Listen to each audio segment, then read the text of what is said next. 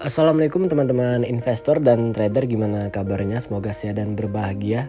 Crypto Story hari ini akan kembali mengupdate harga dan berita seputar cryptocurrency. Semoga bisa sedikit menambah info bagi teman-teman yang trading maupun investasi di dunia kripto. Disclaimer, info yang kami sampaikan bukan merupakan ajakan untuk membeli atau menjual aset kripto. Jadi pastikan setiap keputusan yang teman-teman ambil sudah melewati analisa teknikal maupun analisa fundamental, mengingat market kripto itu sendiri memiliki risiko yang sangat-sangat tinggi. Baik teman-teman, langsung saja seperti biasa pertama-tama kita cek harga kripto untuk hari ini. Saya yakin teman-teman untuk harga pasti juga udah memantau ya bagi teman-teman yang trading maupun investasi di kripto. Kalau untuk secara keseluruhan kalau kita perhatikan mulai dari Bitcoin sampai lah Shiba Inu dan Polygon di sini, ini marketnya lagi strong-strongnya, lagi bagus-bagusnya. Untuk posisi pertama nih kita lihat di Bitcoin itu kenaikannya sebesar 4,86%. Itu untuk Bitcoin sendiri, dan Bitcoin hari ini saat ini berada di harga siang ini berada di harga 46.859,53 US dollar. Ya. Jadi untuk tren secara keseluruhan memang naik. Jadi kalau kita boleh cek ini, kita cek untuk 24 jam terakhir di sini Bitcoin memang lagi bagus-bagusnya ya. Jadi yang lain juga bisa dibilang pasti juga mengikuti bagus. Di posisi kedua ada Ethereum. Ethereum saat ini berada di harga 3.311,43 US dollar. Ethereum kenaikannya bisa dikatakan paling tinggi daripada koin-koin lain di sini sebesar 5,16%. Jadi kita coba lihat juga untuk Ethereum. Secara daily juga di chart sini Ethereum lagi bagus-bagusnya juga, lagi naik-naiknya. Jadi selamat bagi teman-teman yang sudah mendapat posisi dasar yang bisa menikmati kenaikan dari Ethereum itu sendiri. Ya, di posisi ketiga ada Binance atau BNB. Ini kenaikannya sebesar 3,73%. Saat ini Binance berada di harga 432,90 US dollar. Nah, jadi kalau kita lihat di sini mulai dari Bitcoin sampai dengan Binance yang sudah saya bacakan, saya lihat di sini memang marketnya lagi hijau-hijaunya, lagi strong-strongnya ya teman-temannya. Jadi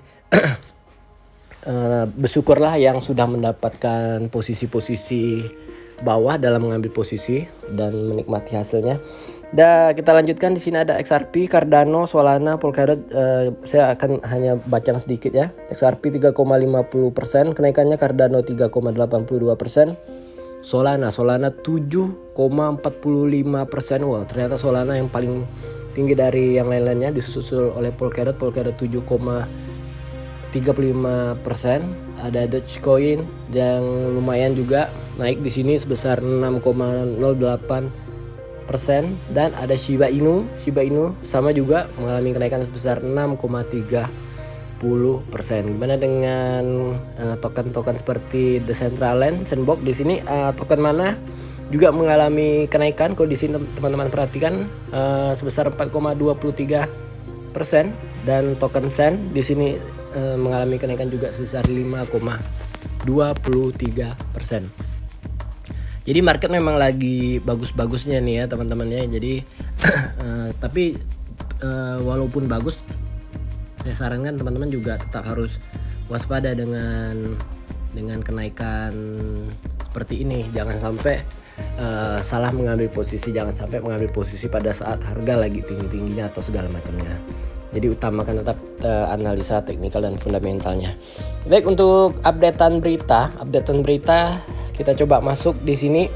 Seperti biasa untuk price analysis, analisa harga di sini saya bacakan, saya dapat dari Cointelegraph, saya hanya membacakan di sini ya. Di sini Bitcoin dan sebagian besar altcoin utama dapat menyaksikan penurunan kecil untuk menguji ulang level support yang lebih rendah. Tetapi lintasan keseluruhan tampaknya sekarang lebih mendukung bull atau mendukung untuk naik. Nah, minggu ini Bitcoin atau BTC dan altcoin tertentu menembus di atas level resistensi langsungnya dan bergerak lebih tinggi yang mendorong total kapitalisasi pasar kripto di atas 2 triliun pada tanggal 24 Maret. Jadi untuk kapitalisasinya memang bisa dibilang lumayan besar, sebesar 2 triliun ya teman-temannya. Jadi wajar kalau market kita lihat di sini sampai dengan hari ini itu marketnya hijau-hijau, jadi bisa dibilang sangat wajar. Oke, next kita masih dari Cointelegraph. Salah satu pemicu yang mendorong harga kripto lebih tinggi adalah surat CEO BlackRock. Nah, nanti ini terkait dengan konflik Rusia dan Ukraina. Mungkin ini saya tidak akan membahas lebih banyak karena saya juga tidak mendapat berita yang lebih akurat, jadi saya tidak mau membacakan lebih lanjutnya ya untuk konflik Rusia dan Ukraina. Kita lanjut di bawahnya, sedikit berita lain yang mungkin telah membantu kenaikan harga kripto adalah bahwa Goldman Sachs mendesain ulang situs webnya dengan penekanan pertumbuhan aset digital dan metaverse. Menyebutnya sebagai mega trends. Wah, ini dari topiknya, dari konteksnya juga memang lebih wah sepertinya ya, mega trends. Terlepas dari meningkatnya minat institusional, pernyataan Presiden Federal Reserve Minneapolis Neil bahwa bank sentral dapat menaikkan suku bunga hingga 7 kali pada tahun 2022 untuk mengekang inflasi, mungkin juga untuk mendorong sentimen bullish dalam cryptocurrency. Jadi seperti yang kita ketahui memang inflasi memang lagi gila-gilanya. Jadi tentunya bank sentral, mungkin itulah salah satu pilihan dari bank sentral untuk menaikkan suku bunganya. Berdampak atau tidaknya dengan kripto ya teman-teman bisa perhatikan, seperti saat-saat ini harga bisa menjadi tiba-tiba tinggi atau mungkin kedepannya sebaliknya. Kita tidak pernah tahu ya, yang masalah pasar itu arahnya kemana ke depan kita tidak pernah tahu. Kita next, ini masih di Cointelegraph. Untuk update-nya kita bacakan Bitcoin. Saya akan hanya membacakan 5 koin yang dari Cointelegraph, jadi tidak semuanya. Bitcoin Bitcoin ditutup sekitar 42.594 pada tanggal 23 Maret. Nah, menunjukkan bahwa pembeli menyerap pasokan barang itu, membuka pintu pergerakan ke 45.400 US dollar. Yang dimana beruang artinya penurunan, bisa kembali memasang pertahanan yang kuat. Jadi kalau teman-teman perhatikan di sini secara resistensi memang sepertinya sideways, tapi kalau kita zoom lebih dekat di sini memang itu akhirnya ada kenaikan yang seperti ini saat ini terjadi untuk Bitcoin. Jadi memang yang tadi saya bilang, harga memang tidak bisa kita prediksi, bisa tiba-tiba naik atau tiba-tiba turun. Saya bacakan kembali, kedua rata-rata pergerakan telah naik secara bertahap dan indeks kekuatan relatif RSI berada di bawah positif, menunjukkan keuntungan bagi pembeli. Jika pembeli mendorong harga di atas 45.400 pasangan BTC, Bitcoin bisa rally ke garis resistensi atas atau resistensi naik. Jika bulls membatasi hambatan ini, pasangan bisa naik ke zona overhead yang kaku resistensi psikologi sebesar 50 US dollar dan 52 US dollar. Jadi untuk resistensi ini teman-teman yang jago technical analysis boleh diperhatikan untuk level 50 sampai dengan 52.000 US dollar ya. Next, koin selanjutnya kita baca dari Ethereum atau ETH. Banteng mencoba mempertahankan Ether atau Ethereum. Ya, jadi kenaikan mencoba mempertahankan di atas garis resistensi segitiga garis simetris, tetapi sumbu panjang menunjukkan bahwa beruang menjual di tingkat lebih tinggi yang agresif. Rata-rata pergerakan menyaksikan RSI telah naik ke zona positif.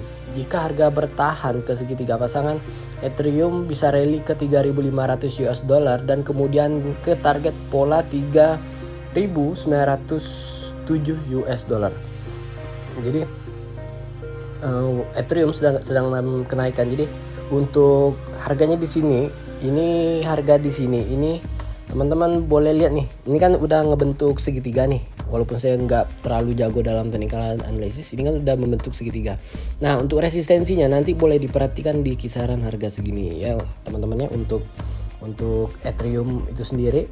Oke, kita next dari Binance. Bentar.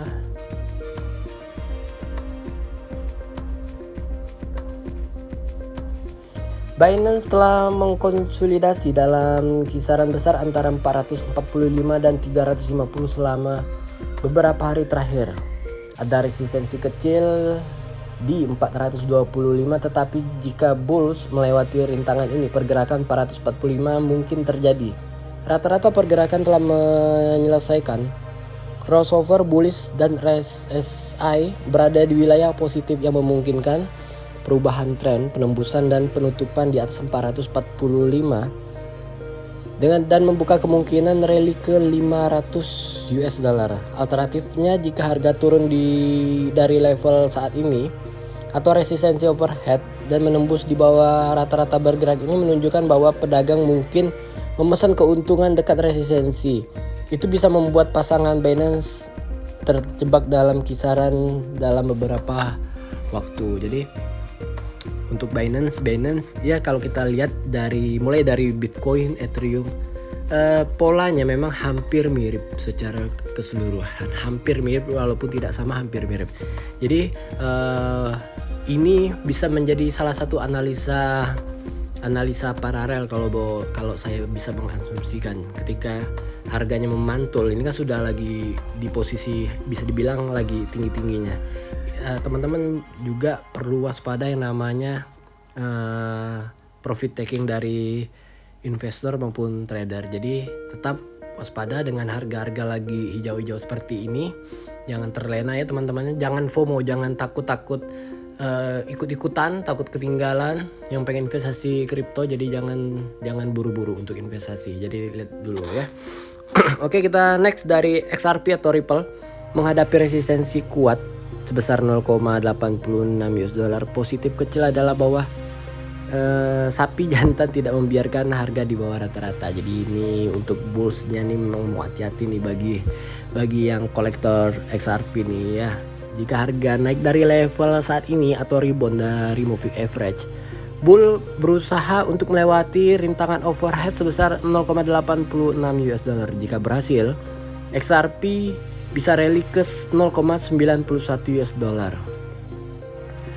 Dan setelah itu melaju ke level psikologis sebesar 1 US dollar. Nah, jadi lumayan nih pergerakannya bisa dibilang step by step, sedikit-sedikit tapi menuju kenaikan untuk XRP. Jadi rata-rata pergerakan meningkatkan RSI di wilayah positif, menunjukkan keuntungan bagi pembeli. Pandangan positif ini akan dinegosiasikan dalam jangka pendek. Bears menenggelamkan dan mempertahankan. Jadi untuk XRP tentunya ini juga bisa dibilang koin-koin yang bagus juga ya untuk dikoleksi. Jadi bagi teman-teman boleh dicek kembali analisa teknikal dan analisa fundamental untuk XRP itu sendiri ya. Sebagai penutup untuk analisa harga kita, di sini ada